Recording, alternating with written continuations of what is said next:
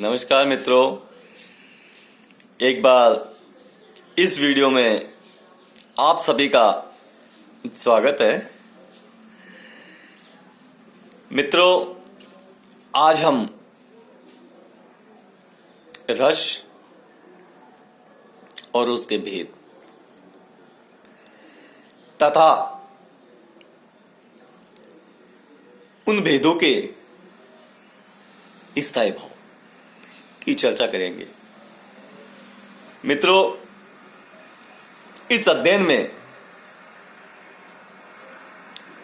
अगर आप चाहो तो मेरे द्वारा लिखित रसालंकार नामक बुक, जो कि ये बुक है, आप इसकी सहायता ले सकते हो। इस पुस्तक में मैंने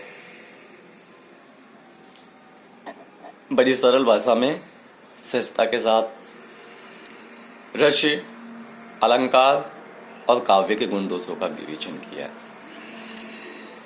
तो आइए अब चलते हैं हम रस के भेद और उसके स्थायी भाव।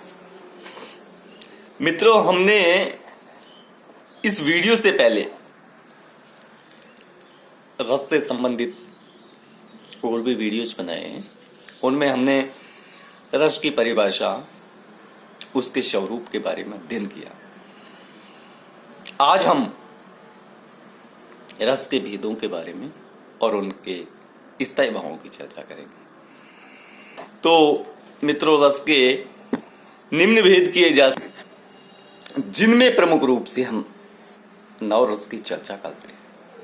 हालांकि विद्वानों ने भक्ति और वात्सल्य नामक दो रस और जोड़े हैं। तो इस आधार पर कहे तो कुल मिलाकर के 11 रस हो जाते हैं, लेकिन प्रमुख 9 रस ही होते हैं। इन रसों में सबसे पहले हम श्रृंगार रस को ले सकते हैं। श्रृंगार रस का स्थायी भाव होता है मित्रों रति। दूसरे रस के रूप में हम वीर रस को ले सकते हैं। उत्साह इसका स्थायी भाव है। तीसरे रस के रूप में हम रौद्र रस को ले सकते हैं, जिसका स्थायी भाव क्रोध है। अगर हम चौथे रस के रूप में चर्चा करें तो विभत्स को ले सकते हैं, जिसका स्थायी भाव है जुगुप्सा। पांचवा रस हम अद्भुत को ले सकते हैं, जिसका स्थायी भाव विस्मय है। और छठे रस के रूप में हम ले सकते हैं शांत। शांत रस का स्थायी भाव मित्रों निर्वेद है। सातवां रस हास्य रस है, जिसका स्थायी भाव हास है। और आठवें रस के रूप में हम चर्चा करते हैं भयानक। भयानक रस का स्थायी भाव है मित्रों भय। और नौवां रस है करुण रस। करुण रस का स्थायी भाव है मित्रों शोक। इसके अतिरिक्त विद्वानों ने जिन 2 रसों की चर्चा की है, उनमें वात्सल्य रस का स्थायी भाव है संतान विषयक रति। और भक्ति रस का स्थायी भाव है भगवत विषयक रति। तो ये जो प्रमुख रूप से 9 रस है, इनकी हम चर्चा करते हैं। तो सबसे पहले हम लेते हैं मित्रों श्रृंगार रस और उसका स्थायी भाव। तो श्रृंगार रस का स्थायी भाव मित्रों रति है। रति का तात्पर्य है स्त्री और पुरुष का परस्पर प्रेम भाव। स्त्री और पुरुष के मध्य जहां प्रेम भाव को दिखाया जाता है, जहां प्रेम भाव प्रकट होता है, जहां प्रेम भाव की अभिव्यक्ति होती है, वहां रति स्थायी भाव होता है। अगर हम श्रृंगार रस के प्रकार या भेदों की चर्चा करें तो मित्रों इसके 2 भेद होते हैं। एक संयोग श्रृंगार, दूसरा वियोग श्रृंगार। संयोग का तात्पर्य होता है जब नायक नायिका या स्त्री पुरुष साथ साथ रह करके विविध प्रकार के प्रेम आलाप करते हैं। और वियोग इसका विपरीत होता है, जब नायक नायिकाओं में विछोह हो जाता है, एक दूसरे से दूर रहते हैं। अगर हम उदाहरण की दृष्टि से देखना चाहें तो रीतिकाल के प्रमुख कवि बिहारी को ले सकते हैं, जिन्होंने श्रृंगार का भरपूर वर्णन किया है। देखिए, बतरस लालच लाल की मुरली धरी लुकाई, सोहे करे भोहनी हंसे, देन कहे नटी जाए। दूसरा उदाहरण के रूप में देखना चाहो तो देख सकते हो, इत आवत उत चली जात, चली 6 सातक हाथ, चली हिंडोरे से रही, लगी उस आसनु हाथ। इन दोनों ही दोहों में श्रृंगार रस का बड़ा ही सटीक सांगोपांग वर्णन किया गया है। तो स्पष्ट हो जाता है, जहां नायक नायिकाओं की प्रेम से संबंधित विभिन्न क्रीड़ाओं का वर्णन किया जाए, वहां श्रृंगार रस होता है। वो श्रृंगार रस का स्थायी भाव रति होता है। तो श्रृंगार रस के उपरांत हम चलते हैं मित्रों हास्य रस का स्थायी भाव होता है। हास्य, जब हमें ऐसी स्थिति, ऐसी अवस्था, ऐसे व्यक्ति जो विचित्र हो को देख करके स्वतः ही हंसी प्रस्फुटित हो जाती है, या साधारण शब्दों में कह सकते हैं कि जब किसी विचित्र स्थिति, अवस्था, आकार, चेहरा, वेशभूषा को देख करके हमें स्वतः ही हंसी आ जाती है, या हमें स्वतः ही हंसी जागृत हो जाती है, तो वहां हास्य स्थायी भाव होता है। और ये जो हास्य स्थायी भाव है वो हास्य रस का होता है। अब हम किन किन स्थितियों में देख सकते हैं कि हास्य स्थायी भाव कहां होता है।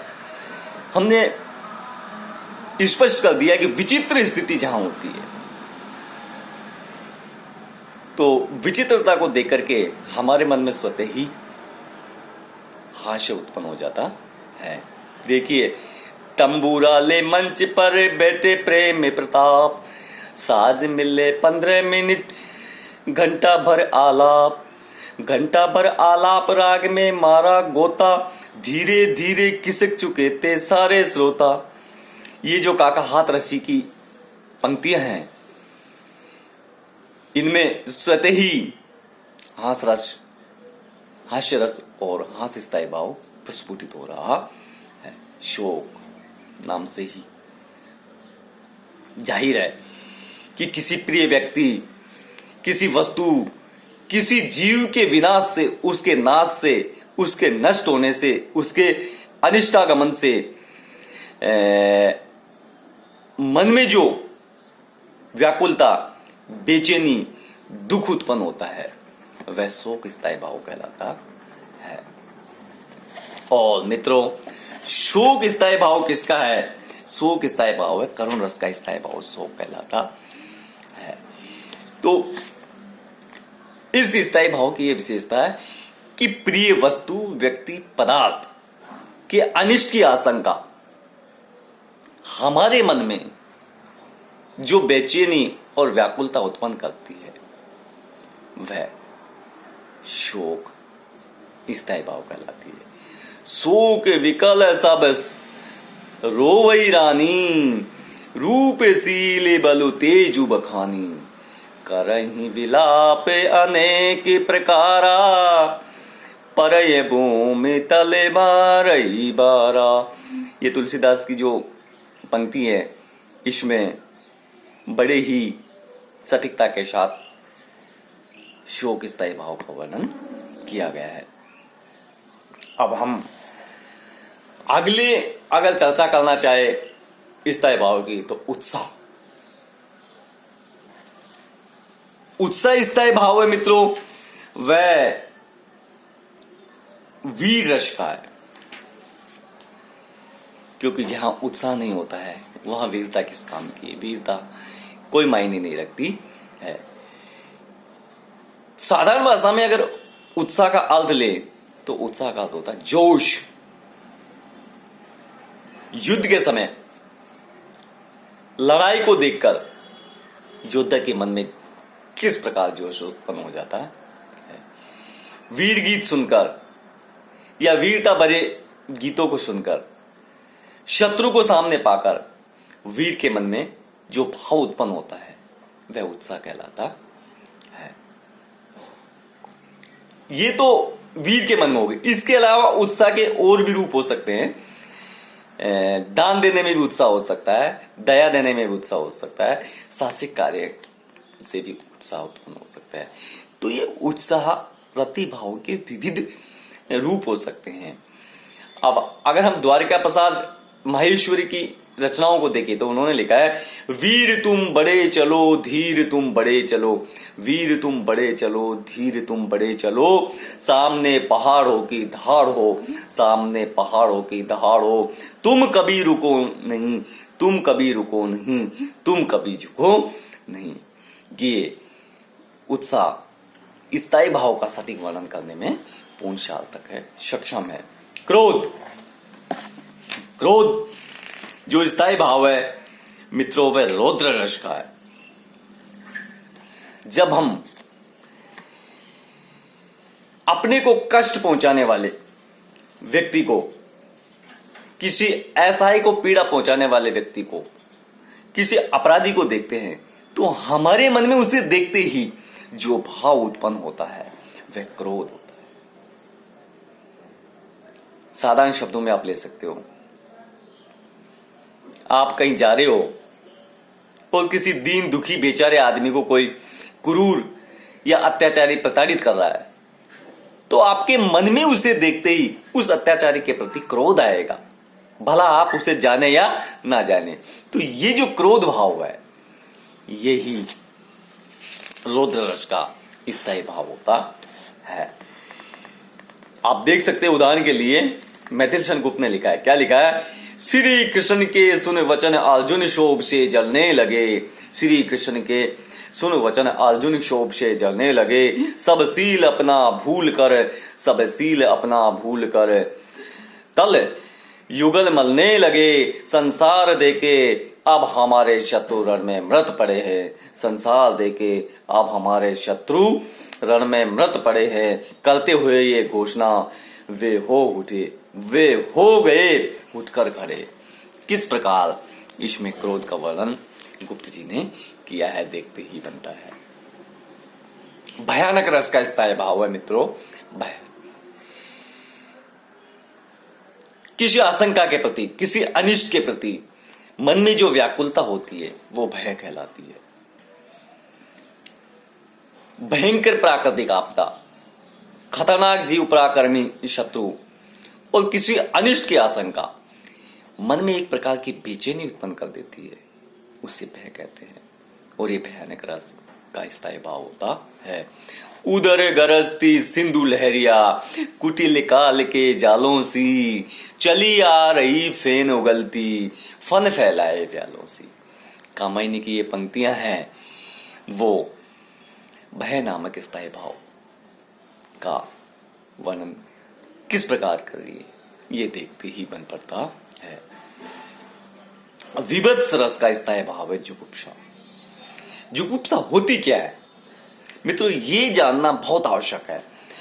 घृणित व्यक्ति, घृणित वस्तुओं, वे वस्तुएं जिनसे मन में एक प्रकार की घृणा पैदा हो, एक प्रकार का की नफरत पैदा हो, ऐसी वस्तुओं, ऐसे पदार्थों, अब ऐसे वस्तु ऐसे पदार्थों में जैसे रक्त है, मांस है, मज्जा है, दुर्गंध है, इनको देखते ही हमारे मन में जो घृणा का भाव पैदा होता है, जो ग्लानि उत्पन्न होती है और मन में इससे दूर रहने की तत्परता हो जाती है, ये भाव जुगुप्सा कहलाती है, जो कि विभत्स रस का स्थायी भाव होता है।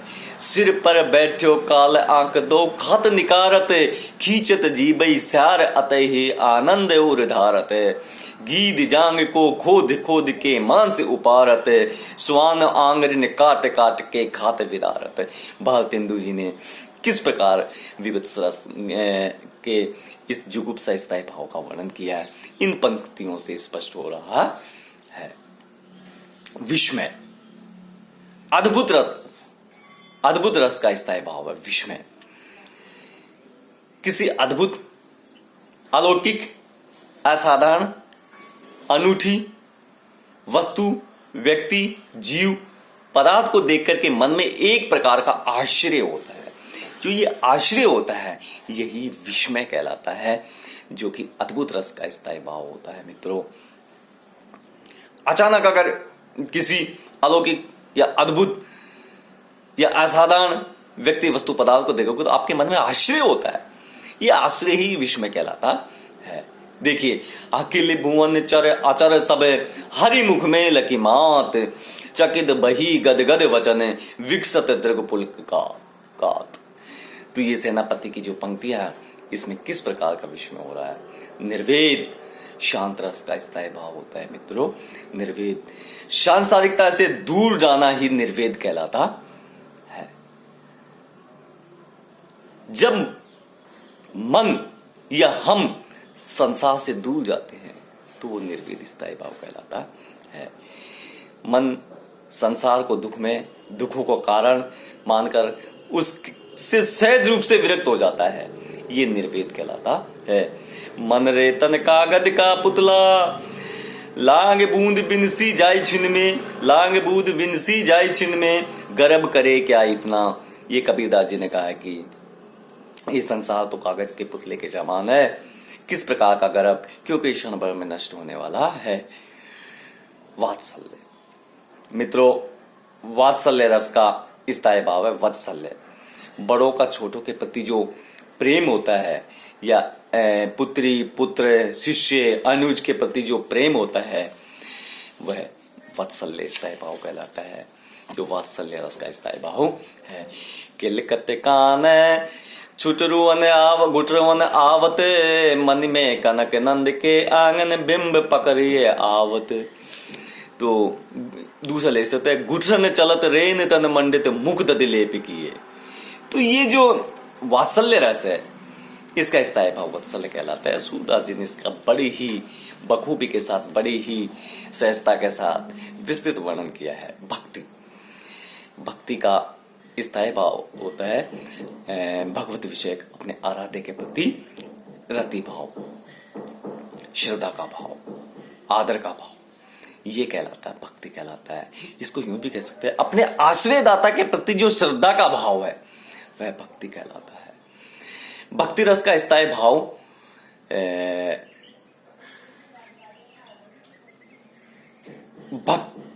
भगवत विषयक रति को माना जाता है।